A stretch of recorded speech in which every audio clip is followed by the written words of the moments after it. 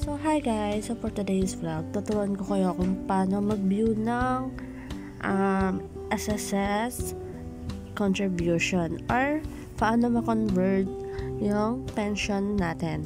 So first, search nyo lang itong SSS. Click nyo lang to. Super easy nyo lang. And then, makikita nyo to, yung kanilang link. And then, mag-scroll down lang kayo. Ayan, may makikita kayo dito. So, itong pension calculator. Click nyo lang yan.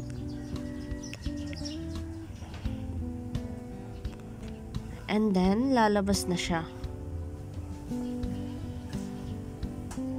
Super easy lang na to.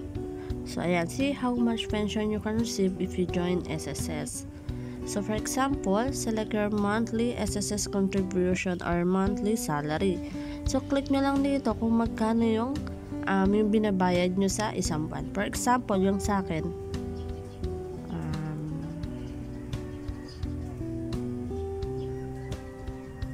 ayan, ito yung sa akin, 1,890.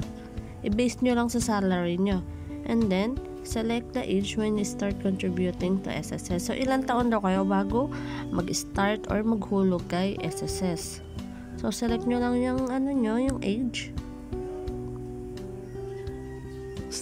And then, click nyo lang yung calculate.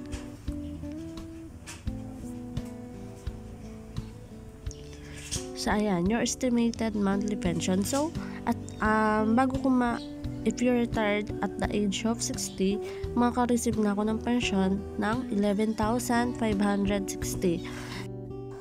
So, ayan yan, yung total pension receive natin. After 10 years, makakakuha tayo ng 1,502,800.